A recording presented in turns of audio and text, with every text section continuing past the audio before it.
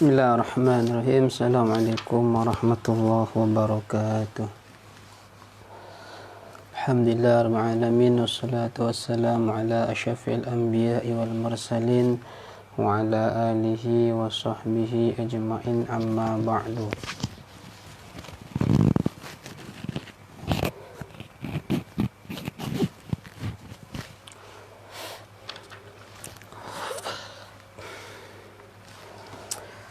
InsyaAllah kalau diizinkan mulai malam ini, setelah selesai ba'da tarawih, kita akan sama-sama belajar atau diskusi tentang qawaid fikih. Di sini diambil qawaid fikih kitab Mabadi Awaliyah. Mungkin kalau di Jawa Mabadi Awaliyah ini masih belum terlalu masyhur ya kitabnya. Tapi kalau di Sumatera, terutama Sumatera bagian tengah, itu Riau, Jambi dan Sumbar, kitab ini lumayan populer. Kitab yang dasar. Mabadi Awaliyah terbagi dua. Yang pertama itu usul fikih, dan yang kedua itu adalah qawaid fikih. Nah, sekarang yang akan kita baca insyaallah adalah qawaid fikih.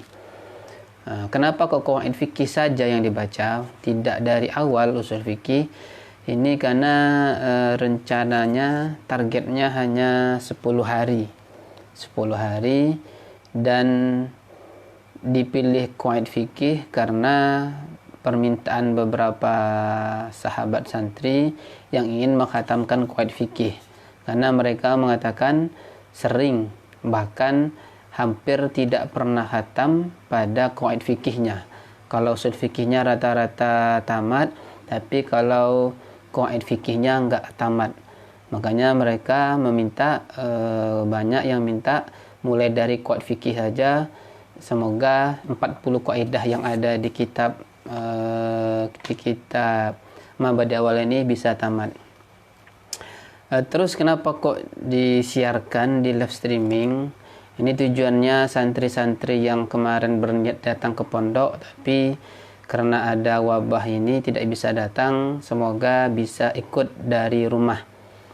Dan yang kedua tujuannya biar bisa saling diskusi ya. Diskusi, jadi mana tahu ada penjelasan yang kurang tepat, silakan ditanyakan, silakan kita diskusikan, kita musyawarahkan bersama. Karena saya sendiri pun kalau di pondok dulu tidak pernah tamat ini, tidak pernah tamat. Tapi rata-rata contoh di sini itu ada atau dibahas dalam kitab Fathul Mu'in. Makanya sedikit banyaknya alhamdulillah bisa memahami. Makanya nanti kalau seandainya ada salah penjelasan atau ada yang kurang jelas, bisa ditanyakan, bisa di chat di komennya, atau bisa dikirim pesan, ya terserah mana yang baiknya aja. Oke, kalau yang punya kitabnya silakan buka halaman 21, langsung kita pembahasan Al-Qismus Tsani. Langsung membahas pembagian yang kedua. Lebih barokahnya untuk mulai pelajaran, mari kita baca kirim Fatihah kepada pengarang. Semoga kita belajar ini diberkahi Allah, mendapatkan maunah oleh Allah, dan sejalan dengan keinginan Allah, serta dapat barokah dari pengarang sendiri. Ilhadari Mustafa Sidan Muhammad SAW.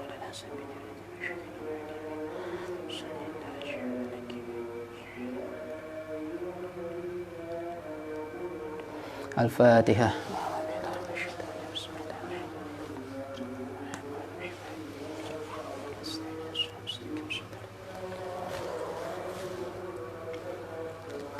Bismillahirrahmanirrahim. Al-Qismus Tsani, sebermula ini pembagian kedua. Mungkin dalam menerjemahnya, kalau saya menggunakan terjemah Sumatera ya, model Sumatera, kode-kodenya sebermula, oleh gitu. Karena kalau di Jawa, meskipun sama-sama bahasa Indonesia tapi beda kodenya ya. Jadi kalau saya di sini tetap menggunakan kode kayak sebermula, haka dan seterusnya, tapi nanti baru setelah diartikan dijelaskan. Karena kalau kata guru saya di Jawa, kalau ada orang belajar baca kitab, ngajar kitab, lalu tidak menggunakan kode-kode itu, sebermula, oleh, itu, adalah, itu tandanya nahwu sorobnya masih belum dipercaya katanya. Makanya saya ikut beliau, guru saya yang di Jawa, makanya bacanya tetap pakai sebermula, oleh dan seterusnya. Al-qismus tsani fil qawaidil fiqhiyati, sebermula pembagian kedua ialah pada qawaid fikih. Seperti diterangkan tadi bahwa kitab ini terdiri dari dua bagian. Al-qismul awal, bagian pertama adalah tentang usul fikih, dan bagian yang kedua adalah tentang qawaid fikih. Sekarang kita langsung masuk pada pembahasan qawaid fikihnya. Qala sallallahu alaihi wasallam, innamal a'malu binniyati, sebermula segala amal perbuatan itu ialah dengan niat. Wa innama likulli imri'in ma nawa, dan hanya saja ialah bagi tiap-tiap urusan ma nawa, sebermula sesuatu, nawa yang berniat ia. Sungguhnya ialah bagi tiap-tiap orang sebermula sesuatu yang berniat ia. Rawahul Bukhari, meriwayatkan akan hadis oleh Imam Bukhari. Hadis ini adalah dalil dari kaidah yang pertama. Nah, jadi kalau karakter kitab ini itu untuk kaidah kubronya itu dalil dulu disampaikan, baru kaidah awal. Jadi di bawah sini ada qaidul ula, al-qaidatul ula al-umuri miqasiyadiha. Jadi kaidah yang pertama ini dalilnya di atas. Jadi dalil itu, innamal a'mal itu sudah masuk pada pembahasan kaidah yang pertama. Jadi sebelumnya kaidah fikih itu bisa dikatakan yang paling kecil ya, yang paling tinggi itu adalah usul fikih. Usul fikih nanti melahirkan produk yang namanya fikih. Nah, fikih ini dari beberapa hukum fikih yang banyak yang mempunyai hukum yang sama, maka itu dijadikan satu kaidah. Jadi usul fikih dulu yang paling atas, yang kedua fikih, yang ketiga baru yang namanya kaidah fikih. Kaidah fikih itu ada beberapa bagian. Yang pertama ada namanya kaidah kubro. Kaidah kubro itu ada 5. Mazhab yang 4 sepakat bahwa kaidah kubro itu ada 5. Nanti di sini dipelajari. Lalu yang kedua ada nama kaidah ghairu kubro. Kaidah kubro itu bahasa lainnya adalah kaidah cabang dari kaidah kubro. Nah, ini beda-beda. Kalau di kitab ini tidak dijelaskan mana kaidah kubro, mana kaidah ghairu kubro. Jadi langsung digabungkan semua kaidahnya menjadi 40. Nanti di kaidah yang di kitab yang lain, baik itu di Ashbah ataupun di Madkhal Qawaid Fiqhiyah, itu nanti baru lebih sistematis nanti. Nah, kalau di sini karena untuk pemula hanya sekedar tahu saja, digabungkan antara kaidah kubro dan kaidah ghairu kubro. Kaidah yang pertama ini dalilnya adalah innamal a'malu binniyat, hanya saja segala amal itu ialah dengan niat. Wa innama likulli imri'in ma nawa, dan hanya saja segala urusan itu ialah bagi setiap orang sesuatu apa yang ia niatkan. Ini hadis, kalau di kitab Matan Arba'in ini adalah hadis yang pertama dan ada terusannya sebenarnya. Innamal a'malu binniyat wa innamal likulli imrin ma nawa faman kanat hijratu ila Allah, dan seterusnya. Tapi di sini pendek. Di sini ada dua kalam. Yang pertama innamal a'malu binniyat. Apa makna hadis ini? Makna hadis ini mengatakan bahwa segala amal perbuatan kalau ingin dianggap oleh syariat, kalau ingin diperhitungkan oleh agama, maka harus dengan adanya niat. Yang kedua, wa innama likulli imrin ma nawa. Maksudnya apa? Maksudnya setiap orang itu mendapatkan balasan dari perbuatan yang ia lakukan sesuai dengan apa yang ia niatkan. Jadi tidak berarti perbuatan yang dilakukan itu secara zahirnya baik, maka mendapat balasan yang baik? Tidak, tergantung apa yang diniatkan.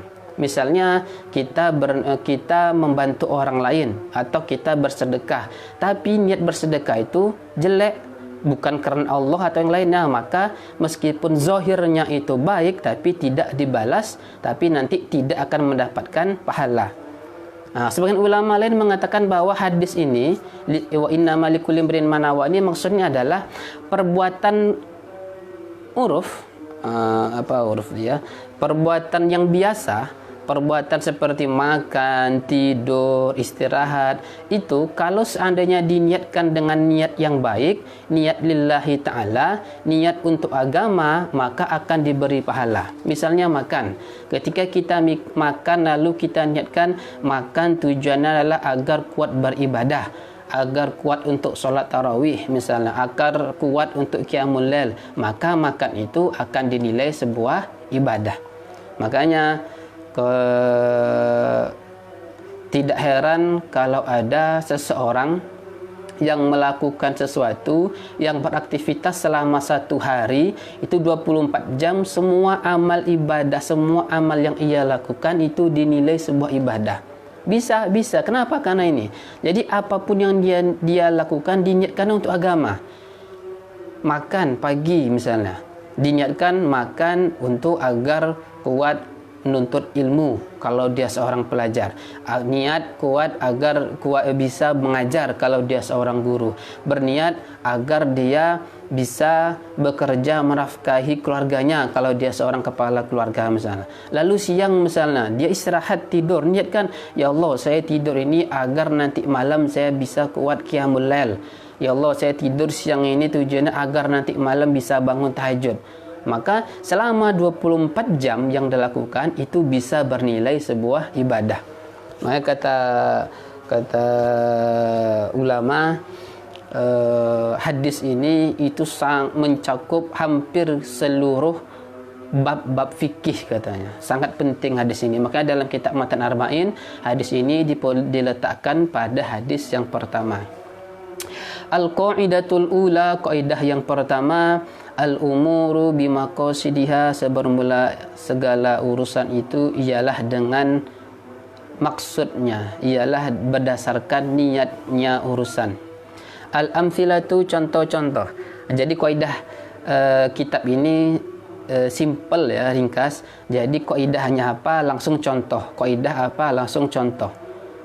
Jadi lebih diperbanyak contoh. Makanya kalau orang yang menurut saya, bagi orang yang tidak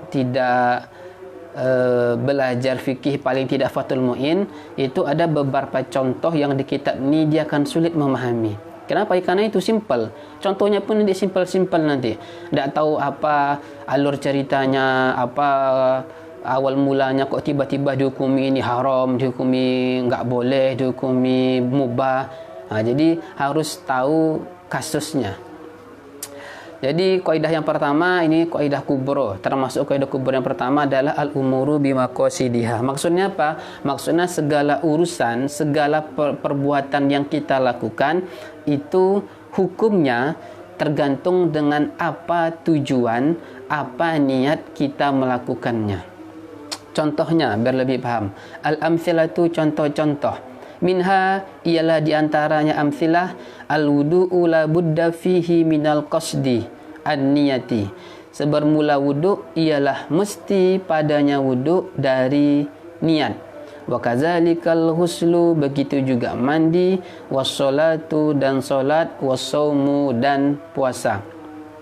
Jadi wudu' karena agar wudu' itu bisa dianggap sebagai sebuah ibadah, maka harus menggunakan niat wudu. Kalau seandainya kita melakukan aktivitas wudu, wajah kita basuh, tangan kita basuh, rambut kita usap, kaki kita basuh, tapi ternyata di awal tidak ada niat, maka wudu kita tidak sah. Ini dalam masalah niat, ulama sebenarnya khilaf. Apa hukum niat? Apakah niat itu merupakan rukun, harus dikerjakan, ataukah niat itu tidak? Kenapa kok muncul khilaf ulama? itu dilandaskan dengan dalil tadi itu, innamal a'malu binniyat.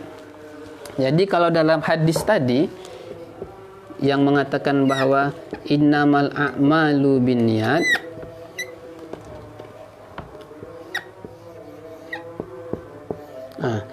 kalau di sini tidak ada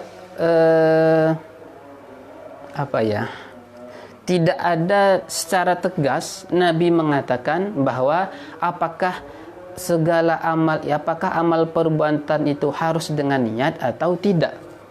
Bahkan kalau seandainya kita hanya membaca secara tekstual, ini sebenarnya hadisnya bermasalah. Bukan bermasalah ya, maksudnya ada kekeliruan dalam maknanya.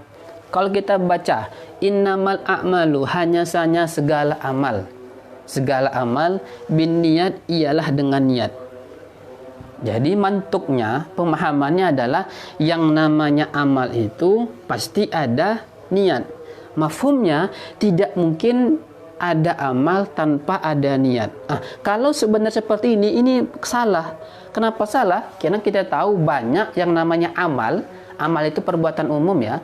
Banyak perbuatan-perbuatan yang kita lakukan tanpa niat. Kayak sekarang ini. Mungkin sekarang kita kita ngaji ini live streaming, mungkin ada yang nggak pakai niat. Jadi baca buka Facebook, kok ada yang live kita nonton tanpa niat. Loh, padahal Nabi bilang tidak ada amal itu, mafhumnya, mafhum dari hadis ini, tidak ada amal tanpa ada niat. Artinya apa? Amal itu pasti ada niat. Nah, padahal tapi ternyata kenyataannya ada. Ini berarti bermasalah. Nah, maka untuk memahami hadis ini butuh sesuatu yang dikeluarkan. Dalam usul fikih ini namanya dalalah atau dilalah. Sama-sama betul. Ada yang baca dalalah, ada yang baca dilalah. Ada kalau di usul fikih salah adalah dilalah iqtida. Apa dilalah iqtida? Dilalah iqtida itu adalah agar suatu teks bisa dipahami itu butuh mengeluarkan sesuatu. Kenapa? Karena kalau tidak mengeluarkan sesuatu yang tersembunyi ini, maka akan rancu, akan tidak bisa dipahami. Contoh Quran lain, was alil qaryah. Nah, ini kan kalau kita artikan tanyalah kampung. Nah, kalau logikanya kampung itu masa bisa ditanya? Yang ditanya itu pasti penduduk kampung. Nah, berarti ada sesuatu yang dihilangkan. Asalnya apa? Was'al ahlal qaryah. Nah, ketika memahami kata harus butuh mengeluarkan sesuatu yang tersembunyi, maka dalam usul fikih ini namanya adalah dilalah iqtida. Sama seperti ini. Ini karena tadi tidak ada kekeliruan. Kalau seandainya tidak ada yang dimunculkan, berarti ini namanya dilalah iqtida. Apa yang dikeluarkan? Ini khilaf ulama. Dalam mazhab Syafi'i yang dikeluarkan artinya kata yang disimpan adalah sihah. Berarti asalnya innama sihatul a'mal binniyat. Artinya apa? Hanya saja amal itu bisa sah, bisa dianggap dalam agama kalau dengan adanya niat. Makanya konsekuensinya kalau seseorang tidak berniat dalam melakukan ibadahnya, solat misalnya tanpa niat, maka menurut mazhab Syafi'i solat itu tidak sah. Berbeda dengan mazhab Hanafi. Mazhab Hanafi mengatakan bukan sihat takdirnya tapi kamal. Konsekuensinya apa? Niat ini hanya sebagai penyempurna saja. Berarti kalau orang tidak berniat, maka puasanya, maka ibadahnya tetap sah tapi kurang sempurna. Tarjih gimana cara menguatkannya? Sebenarnya dalam membahas ini bisa ditengok dalam kitab insyaallah saya kalau nggak salah keliru di kitab Jam'ul Jawami, syarah Jam'ul Jawami yang kalau yang pernah saya pelajari itu syarahnya Imam Mahalli. Syarahnya Imam Mahalli, silakan kalau yang punya dibuka. Ada cara tarjihnya. Tentu di sana karena mazhabnya mazhab metode mutakalimin yang dipelopori Imam Asy-Syafi'i, tentu di sana lebih menguatkan pendapat Imam Asy-Syafi'i. Ada yang bilang tidak harus pakai niat bukan. Ada yang mengatakan niat itu tidak harus ketika ibadah. Bisa sebelumnya sholat di masjid misalnya, lalu keluar dari rumah udah pasang niat, lalu nanti sampai di masjid langsung takbir saja, gimana? Boleh atau tidak? Tidak boleh dalam mazhab Syafi'i yang mengatakan sihah. Kenapa? Karena itu namanya bukan niat, tapi itu namanya azam. Azam itu cita-cita atau keinginan yang kuat. Nah, jadi niat beda azam sama niat apa? Kalau niat adalah qasdu syai'i muqtarinan bil fi'li, kita bermaksud mengerjakan sesuatu dan maksud kita itu kita bersamakan dengan kita melakukan perbuatan. Nah, tapi kalau keinginan kita melakukan perbuatan itu agak terlambat, kayak sekarang misalnya, saya mau sholat subuh nanti, tapi dari sekarang saya udah pasang niat saya pengen sholat subuh, itu namanya bukan niat, tapi itu namanya adalah azam. Azam itu cita-cita.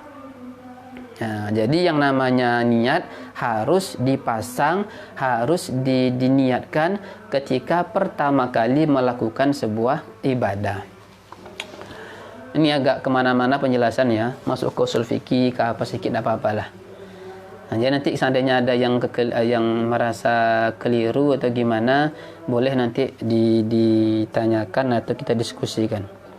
Minha, contoh yang kedua, malau ta'ato fi'la syai'in mubahin lahu, sesuatu jikalau melakukan seseorang akan melakukan sesuatu mubahin lahu yang dibolehkan baginya orang, wa huwa ya'taqidu sementara sebermula ianya orang ya'taqidu ialah yakin ia orang adama hillihi akan tidak halalnya sesuatu. Yang kedua ini contohnya, dia melakukan sesuatu yang dibolehkan, yang dia itu boleh melakukannya, tapi keyakinan dia punya keyakinan bahwa perbuatan itu tidak boleh dia lakukan. Contohnya apa? Kaman wati amro'atan, seperti orang yang berhubungan, yang melakukan hubungan akan seorang perempuan. Ya'taqidu yang yakin ia orang annaha akan bahwa sungguhnya imro'ah ajnabiyatun ialah ajnabi, wa annahu dan dia yakin bahwa sungguhnya dia zanin biha ialah berzina biha dengan imro'ah.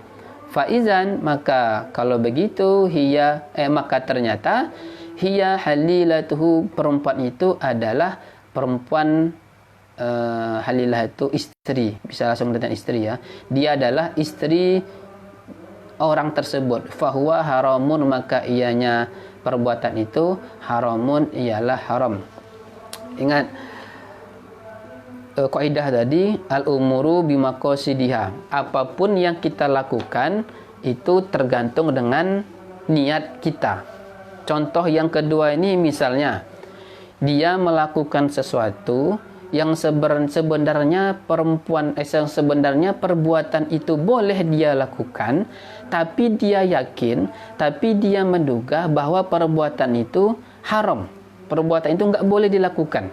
Misalnya ada seseorang, anggaplah misalnya saudara istrinya datang, jadi dia sudah berkeluarga, lalu adik istrinya datang ke rumah dia bermalam di sana.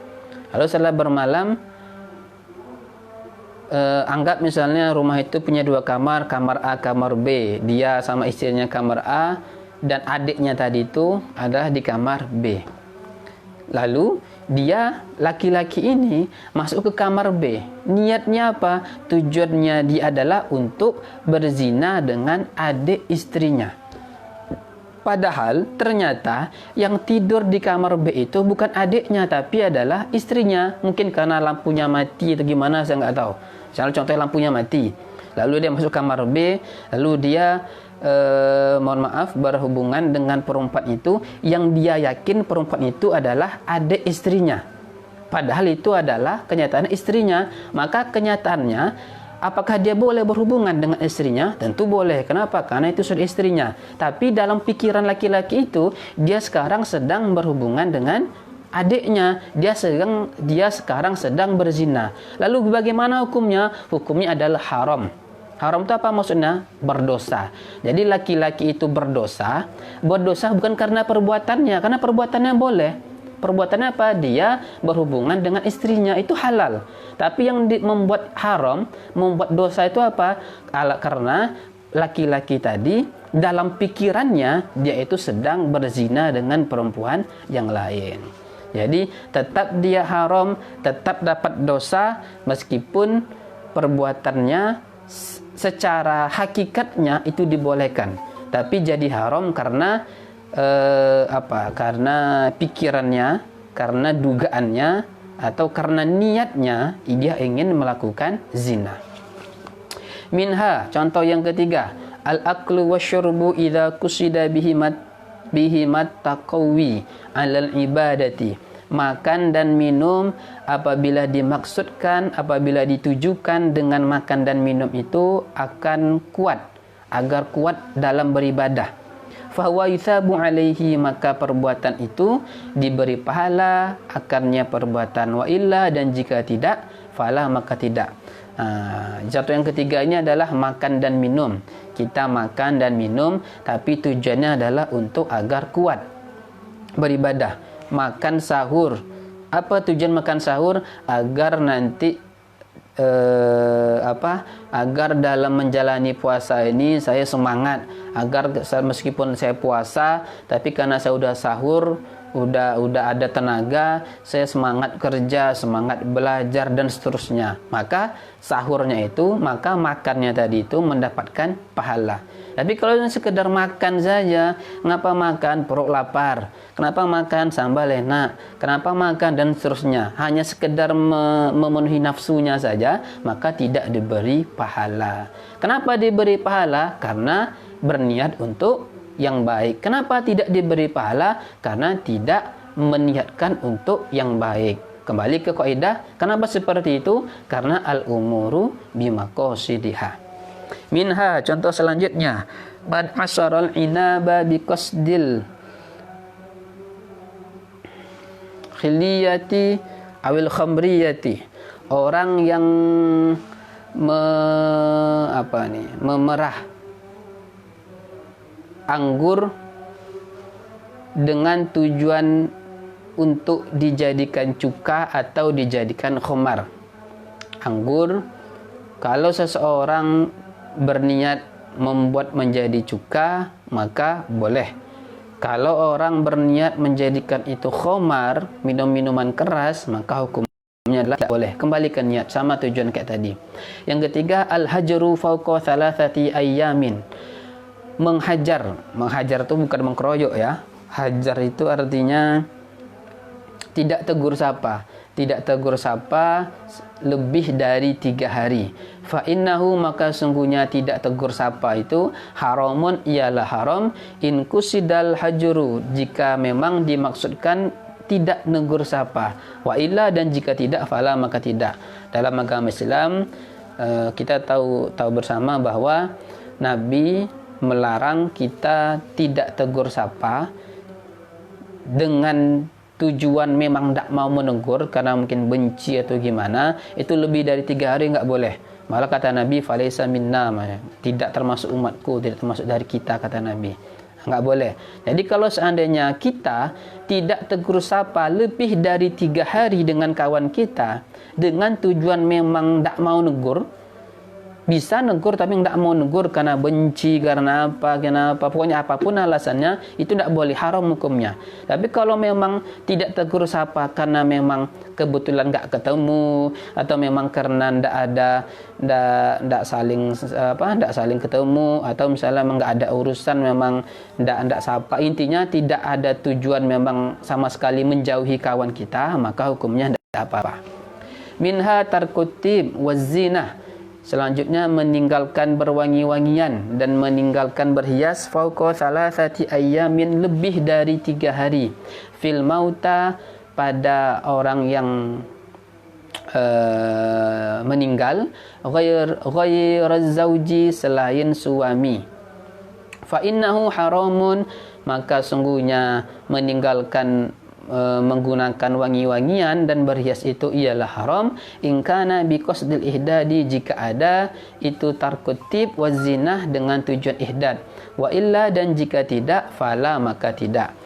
Jadi kalau ada seseorang meninggal,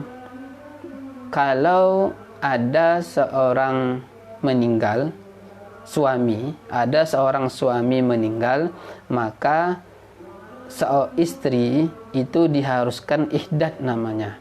Ihdad itu apa? Ihdad itu adalah seseorang tidak berhias, tidak menggunakan wangi-wangian, pokoknya tidak boleh bergaya lah. Zaman sekarang tidak boleh bergaya, ihdad namanya itu. Itu lebih dari 3 hari tidak apa-apa. Tapi kalau yang meninggal itu bukan suaminya, maka maksimal hanya boleh 3 hari, tidak boleh lebih.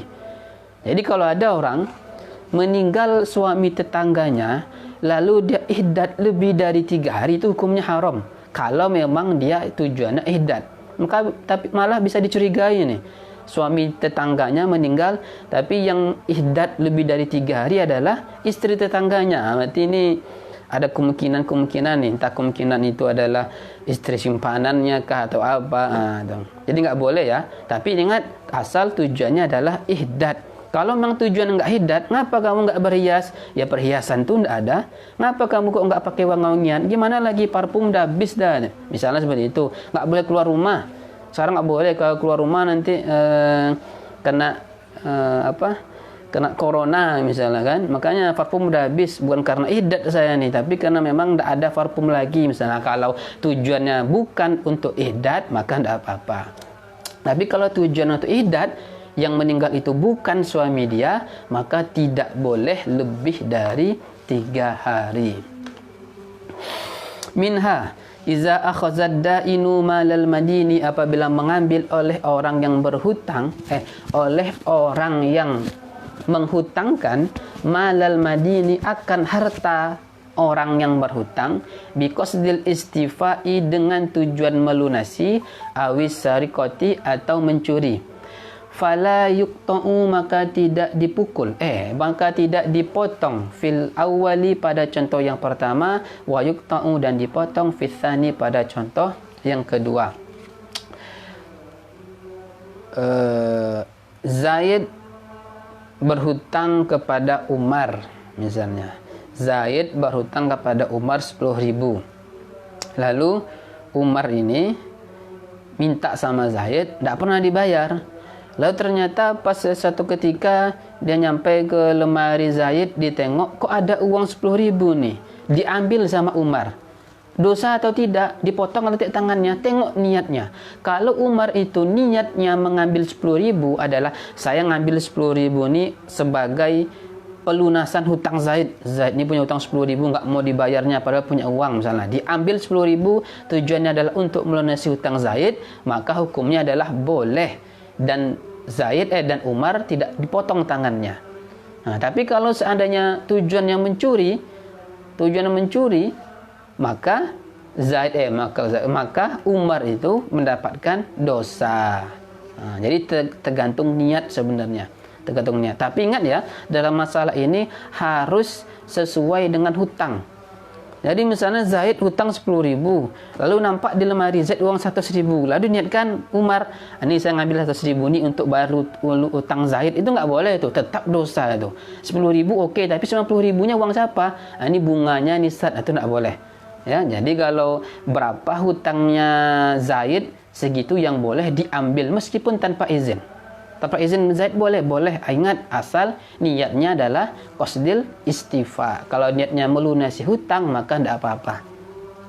Minha, contoh terakhir, kinayatut tolaki wa ghairi. Contohnya adalah kinayah tolak dan selainnya. Jadi tolak itu ada 2. Ada tolak yang sharih, ada tolak yang kinayah. Kalau yang sharih itu yang yang jelas, yang tegas. Misalnya Zaid ngomong sama istrinya, saya tolak kamu, itu sharih, nama jelas. Tapi kalau kinayah, ini bisa diarahkan ke tolak, bisa diarahkan ke yang tidak tolak, itu namanya kinayah. Contohnya, qala zauju, suami berkata, anti khaliyatun in kusida bihit tolaku, atau in qasada bihit tolako, sama-sama bisa. In qasada bihit tolako, jika bermaksud suami dengan perkataan itu ialah tolak, tulikot, niscaya tertolak ia perempuan. Wa illa, dan jika tidak, falah. Jadi kalau seandainya Zaid ngomong, suami ngomong sama istrinya, istriku, pulanglah ke rumah misalnya, pulanglah ke rumah orang tua misalnya. Atau contoh sini, istriku, kamu sekarang kosong, kamu sekarang lagi kosong. Nah, kalau tujuan adalah maksudnya kosong itu adalah kosong dari ikatan pernikahan, maka jatuh tolak. Atau kayak tadi contohnya, istriku, pulanglah ke rumah orang tua dulu. Itu ada dua kemungkinan. Kemungkinannya disuruh pulang itu karena dia sudah mentolak, atau kemungkinan disuruh pulang aja. Kalau tujuannya menyuruh istrinya itu pulang, atau mengatakan bahwa istriku, engkau sedang masa kosong sekarang, tujuan adalah tolak, maka istrinya tertolak. Tapi kalau tidak ada tujuan apa-apa, hanya ingin ngomong gitu aja tanpa ada tujuan mentolak, maka maka istrinya tidak tertolak. Al-qaidatus tsaniyatu, kaidah yang kedua. Ma yushtaratu fi ta'yinu fal khata'u fihi mubtilun. Sesuatu yang disyaratkan padanya sesuatu oleh mentakyin, oleh menjelaskan, fal khata'u fihi mubtilun, maka sebermula salah padanya sesuatu ialah membatalkan.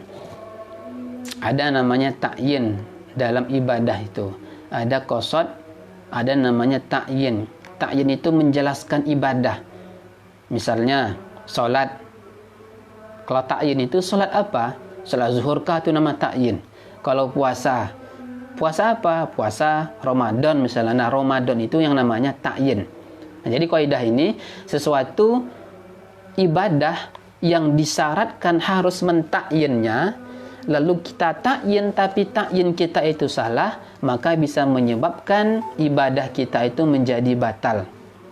Contohnya, yang pertama, al-khata'u min salati zuhuri ilal asri, salah dari menentukan solat zuhur kepada solat asar atau kebalikannya. Falau shalla zuhra, maka jikalau seorang solat zuhur nawiyan al-asra, hal keadaan berniat akan solat asar, lam yasiha, niscaya tidak sah.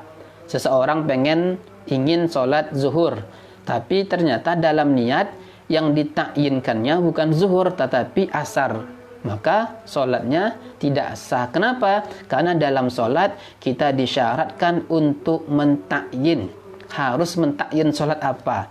Nah, ketika ditakyin ternyata takyinnya salah, maka solatnya batal. Minha al-khata'u min kafaratiz zihari, salah dalam kafarat zihar, ila kafaratil qatli, kepada kafarat membunuh. Kafarat zihar itu adalah menyamakan istri dengan ibu atau kepada perempuan mahramnya. Misalnya Zaid ngomong sama istrinya, punggungmu sama seperti punggung ibuku misalnya, atau misalnya tanganmu sama seperti tangan nenekku misalnya, sama-sama keriput misalnya. Nah, itu kalau dalam hukum fikih, dalam hukum fikih itu nggak boleh seperti itu. Kalau ada orang mengatakan seperti itu tapi dia tidak melanjutkan mentolak istrinya, maka wajib membayar kafarat. Kafaratnya ada 3. Yang pertama kafaratnya bukan 3. Yang pertama kafarat memerdekakan budak. Kalau tidak mampu maka puasa 2 bulan. Kalau tidak mampu maka memberi makan 60 orang fakir miskin. Nah, kafarat itu. Jadi sebenarnya orang tersebut wajib membayar kafarat zihar. Tapi ternyata ketika dia membayar kafarat, dia niatkan bukan membayar kafarat zihar tapi membayar kafarat membunuh misalnya. Maka pembayaran kafarat yang dia lakukan itu tidak sah. Kenapa tidak sah? Karena dalam membayar kafarat itu wajib takyin. Ketika dia takyin ternyata takyinnya itu salah, makanya menyebabkan apa yang dilakukan tidak sah. Min ahal khata'u min rawatibi zuhri ila rawatibil asri. Salah dalam menentukan rawatib zuhur kepada rawatib asar, sama kayak tadi. Min ahal khata'u min salati idul fitri ila idul adha. Salah dari solat idul fitri kepada solat idul adha. Solat idul fitri ini sebenarnya tapi diniatkan idul adha, maka tidak sah. Minha diantaranya al-khata'u min rak'atayil ihrami ila rak'atayil tawafi. Salah dari 2 rakaat ihram kepada 2 rakaat tawaf. Salah niatnya. Seharusnya 2 rakaat, seharusnya salat ihram 2 rakaat ihram tapi diniatkan salat sunnah tawaf, maka tidak sah. Yang terakhir, al-khata'u min shaumi arafata ila shaumi asyura wa aksi. Salah dari menentukan puasa Arafah kepada puasa Asyura. Al-qaidatu salisatu. Biar bisa tambat ya, targetnya 10 hari ini. Insyaallah. Al-qaidatu salisatu, kaidah yang ketiga, ma yustaratu ta'arrudu lahu jumlatan, sesuatu yang disyaratkan at-ta'arrudu, menyinggung atau mendatangkan lahu baginya sesuatu jumlatan secara global, wala yushtaratu ta'yinuhu tafsilan, dan tidak disyaratkan akan menentukannya, mentakyinkannya secara terperinci. Idza ayyanahu, apabila menentukan, apabila mentakyin ia akannya sesuatu, akhta'a, tapi salah, darra, niscaya memberi mudarat. Kaidah yang ketiga ini, sesuatu yang sebenarnya tidak wajib mentakyin, tidak harus mentakyin, cukup menyinggung secara global saja. Tapi ternyata ditakyin lalu salah, maka bisa menyebabkan mudarat. Contohnya yang pertama, nawal iktida'a bi Zaidin faban amran. Berniat seseorang akan ikut dengan Zaid, faban amran, maka ternyata Umar. Lam yasiha iktida'uhu, niscaya tidak sah oleh mengikut Zaid.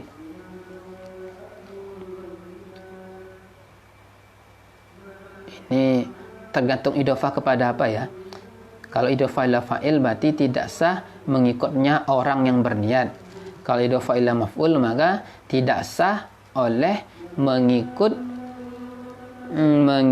Umar, bukan saja mengikut Umar. Kenapa? Li'annahu, karena sungguhnya orang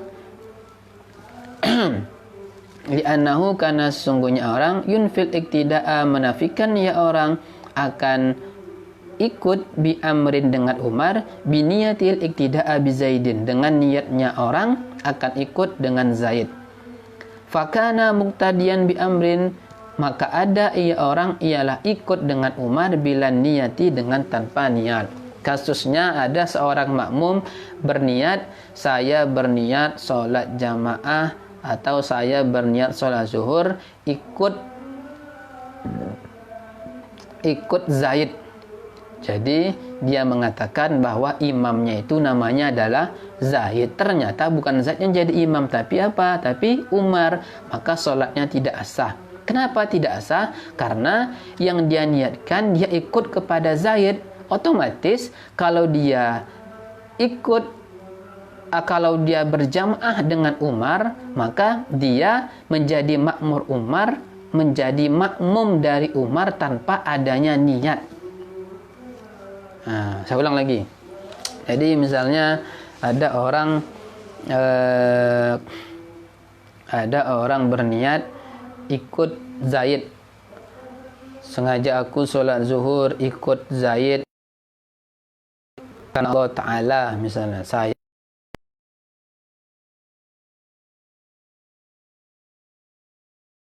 berniat sholat zuhur menjadi makmum dari Zaid, yang jadi imam bukan Zaid tapi Umar, maka sholat tidak sah. Kenapa sah? Karena orang tersebut tadi dia berniat ikut kepada Zaid. Karena orang tadi ikut kepada Zaid, otomatis karena imamnya itu adalah Umar, maka dia ikut kepada Umar tanpa ada niat untuk ikut kepada Zaid, bukan kepada Umar. Makanya sholatnya menjadi batal. Wa fil jama'ati, dan pada sholat jamaah la yushtaratu ta'yinul imami, tidak disyaratkan mentakyin imam. Wa inama dan hanya saja yushtaratu fiha disyaratkan padanya jamaah niyatul jamaati akan niat jamaah lalu tidak selainnya niat jamaah. Nah, dalam solat jamaah itu kita hanya diwajibkan untuk berniat ikut kepada imam secara global saja. Tidak perlu menentukan, tidak perlu kita mentakyin siapa imam kita. Yang penting berniat saya solat Isya ikut imam sah. Itu yang disyaratkan. Tidak disyaratkan kita menentukan siapa imam kita. Kaidah tadi, sesuatu yang hanya disyaratkan kita menyinggungnya secara umum, tidak disyaratkan menentukannya secara rinci, tapi ternyata kita tentukan dan salah, maka mudorro, maka memberi mudarat. Dalam kasus jamaah, kita tidak diwajibkan untuk menjelaskan siapa imam kita, tapi cukup hanya mengatakan kita ikut kepada imam. Nah, kalau ternyata kita mentakyin imam kita Zaid, ternyata imamnya Umar, maka solatnya menjadi batal. Lalu gimana kalau imamnya benar-benar Zaid? Aku solat jamaah ikut kepada Zaid dan imamnya benar-benar Zaid, gimana? Sahkah solatnya? Ya, tetap sah. Kenapa kok sah? Ya karena niatnya benar. Minha nawas solata ala Bakrin, berniat menyolatkan Bakar. Ini solat jenazah ya. Seseorang berniat menyolatkan Bakar. Fabana Khalidan, ternyata mayatnya bukan Bakar tapi Khalid. Au ala rajulin, atau berniat menyolatkan laki-laki. Fabana mur'atan, tapi ternyata perempuan. Au aksihi, atau kebalikannya. Lam tasiha, niscaya tidak sah ia solat. Wa fi sholatin, dan pada solat, artinya solat jenazah, la yushtaratu ta'yinul mayiti, tidak disyaratkan mentakyin mayit. Wa takfi fiha, dan cukup kepadanya solat jenazah, niatus solati, oleh niat solat, alal mayiti faqat, atas mayit saja. Jadi kalau ada solat jenazah, kita berniat sengaja aku solat jenazah, misalnya sengaja aku menyolatkan Zaid, menyolatkan Bakar, ternyata mayatnya bukan Bakar tapi Khalid, maka solat kita tidak sah, batal solatnya. Lalu muncul pertanyaan, gimana kalau nggak tahu mayatnya?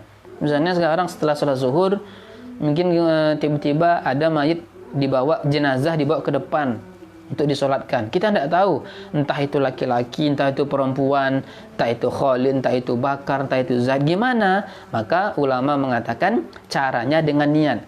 Jadi niatnya usolli ala man shalla alaihil imam.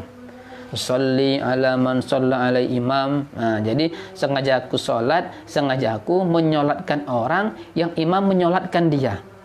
Nah, itu cari aman namanya itu.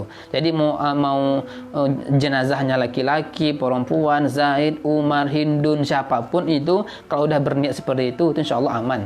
Nah, tidak apa-apa. Jadi kalau ragu kita, ini makmum, ini mayatnya laki-laki atau perempuan, ya tidak tahu misalnya, cukup berniat usolli alaman shalla alaihil imam dan seterusnya. Minha man shalla ala mauta, orang yang menyolatkan beberapa mayit, beberapa jenazah. Wa fi hadhihi sholati, dan pada solat ini la yajibu ta'yinu adadihim, tidak wajib mentakyin bilangan mereka.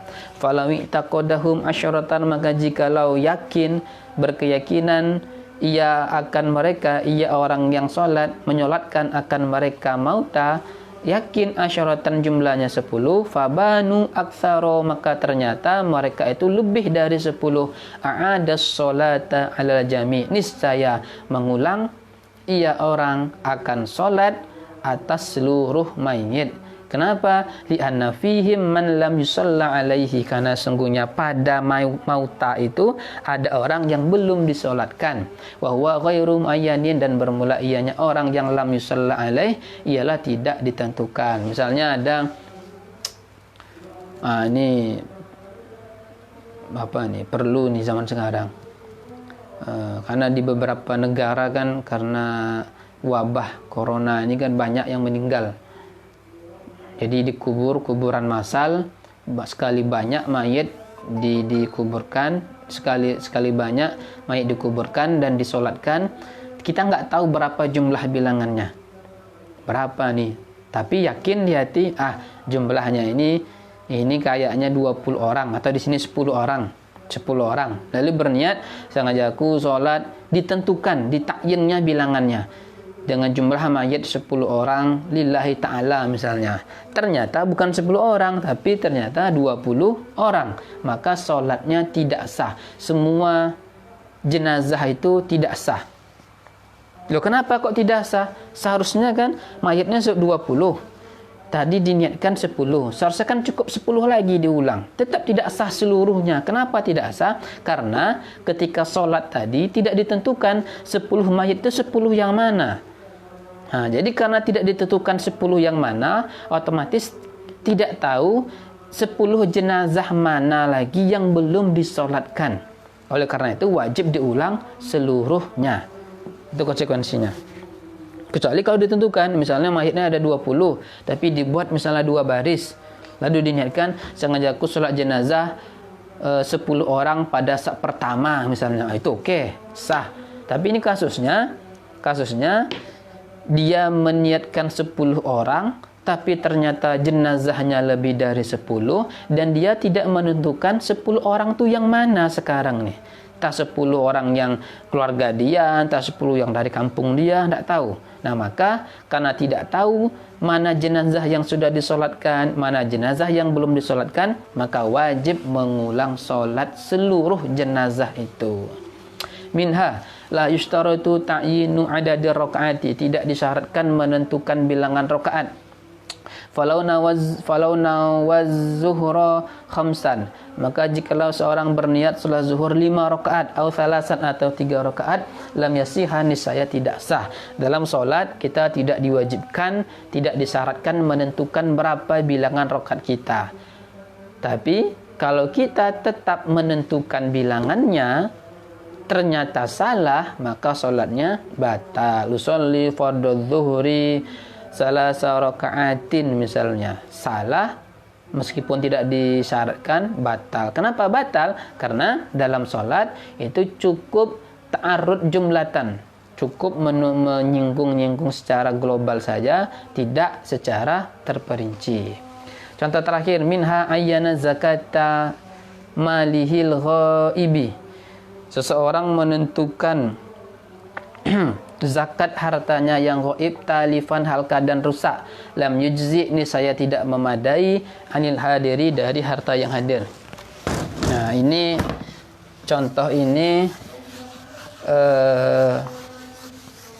kalau tidak salah ada dibahas pada bab zakat kitab Fathul Mu'in. Kitab Fathul Mu'in. Nah, ini agak sulit. Kalau seandainya paham tekstual, ini agak sulit ini. Bingung. Kalau ada yang bisa memahami ini tanpa dibantu dengan kitab fikih, berarti hebat berarti.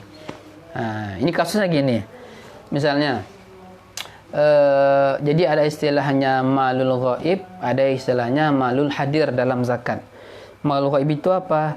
Harta ghaib itu artinya harta dia yang tidak ada di daerahnya. Misalnya saya sekarang berada di kota Pekanbaru, tapi saya juga punya harta di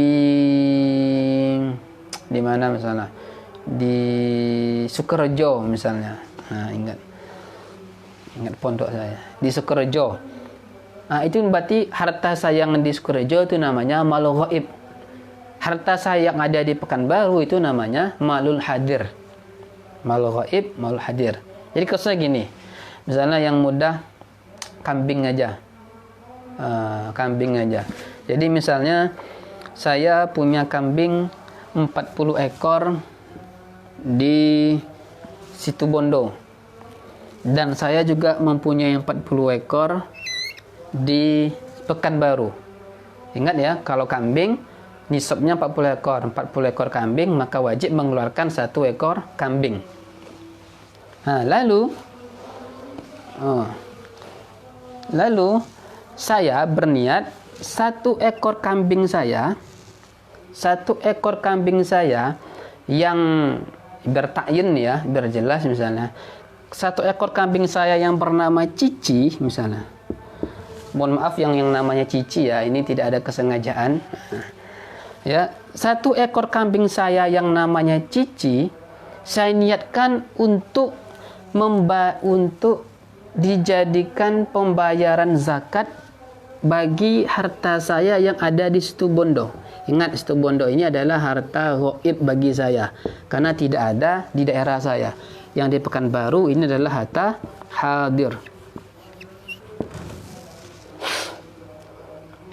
Jadi misalnya 2 hari lagi pas 1 haul, 2 hari lagi pas 1 tahun misalnya.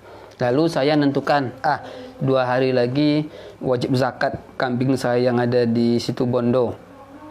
Lalu saya tentukan kambing saya yang cici ini, saya tentukan untuk saya takyin untuk dijadikan pembayaran zakat bagi harta saya yang ada di Situbondo. Ternyata tadi ingat 2 hari lagi wajib zakat. Ternyata besoknya, artinya belum wajib zakat ya, besoknya itu ternyata kambing saya mati 2 ekor, sisa 38 kambing yang ada di Situbondo. Nah, otomatis ketika kambing sudah 38 tidak wajib bayar zakat. Ini ingat, ini belum dibayar ya, hanya ditentukan saja, dikhususkan. Ini kambing saya untuk cici ini, besok kalau yang 2 hari lagi yang di Situbondo itu sudah wajib zakat, yang cici ini untuk pembayaran zakatnya. Tuh misalnya. Lalu ternyata besoknya 2 ekor kambing saya mati yang di Situbondo ini. Kena virus mungkin, nggak tahu kenapa misalnya. Mati, tinggal 38 ekor lagi. Otomatis karena 38 tidak wajib zakat. Kenapa tidak wajib zakat? Karena tidak sampai 1 nisab. Lalu saya bilang, karena tidak wajib zakat lagi, maka yang cici ini tadi saya jadikanlah untuk membayar zakat kambing saya yang ada di Pekanbaru. Nah, seperti ini tidak boleh. Tidak boleh. Cici yang sudah ditentukan untuk membayar zakat kambing saya yang ada di Situbondo, ketika yang di sini talif, rusak, apapun penyebabnya, maka yang cici ini yang sudah ditakyin untuk yang ghaib tidak boleh saya gunakan untuk membayar zakat harta saya yang hadir. Kembali kaidah. Kenapa? Karena dalam ibadah ini, zakat ini cukup sebenarnya hanya ta'arud jumlatan saja. Yang penting salah satu dari kambing saya besok saya gunakan untuk bayar zakat misalnya. Cukup ta'arud secara jumlah, tapi ternyata kok saya takyinkan 1 kambing ini. Maka ketika ditakyinkan dan salah, maka yang 1 ini tidak boleh dibayar untuk yang lain. Ini kasus ini bagi teman-teman yang mungkin sudah sampai ke Fathul Mu'in bab zakat dalam masalah pembayaran. Ini ada kasus ini. Saya nggak ingat di pembahasan mana, tapi kalau di Fathul Mu'in itu ada, di Fathul Mu'in itu ada. Jadi coba sahabat-sahabat yang mana tahu beda pemahaman sama saya, karena ini dulu sempat saya ingat saya di kelas ada beberapa kelompok agak debatnya agak sengit masalah ini. Ketika kami diskusi di kelas, musyawarah di kelas, agak sengit. Tapi saya rasa yang lebih kuat pendapatnya ini. Pendapat ini dipelopori oleh guru saya, beliau Ustaz Muafi ya, insyaallah Ustaz Muafi. Beliau salah satu guru fikih saya ketika di Situbondo. Dan saya setuju dengan beliau. Jadi mana tahu kalau seandainya ada yang beda pendapat, punya pendapat apalagi didukung sama referensi lain, silakan nanti bisa kita diskusi, bisa langsung chat saya atau di komentar saja, insyaallah nanti kita diskusikan. Itu salah satu tujuan saya untuk live ini, bukannya sok-sokan ya, sombong-sombongan, enggak. Jadi tujuannya adalah agar kita bisa diskusi. Jadi mana tahu saya salah menjelaskan, teman-teman sahabat yang lainnya ada yang benar, maka bisa kita saling sharing mana yang tepat. Oke, sampai sini saja dulu. Pas 1 jam ya, 1 jam 2 menit. Tak sampai targetnya sampai kaidah yang ke-5 tadi targetnya, tapi nggak apa-apa lah ya. karena agak mulai, mohon maaf tadi agak lambat mulainya, seharusnya jam setengah 10 udah mulai tadi, tapi ada kesalahan teknis jadi agak lambat mulainya. Jadi mungkin juga mohon masukannya apa yang kurang, entah suaranya atau gimana yang kurang jelas, juga kami mohon masukan. Semoga belajar malam ini bermanfaat. Subhanakallahumma wa bihamdika asyhadu an la ilaha illa anta astaghfiruka wa atubu ilaik. Lebih kurang mohon maaf. Assalamualaikum warahmatullahi wabarakatuh.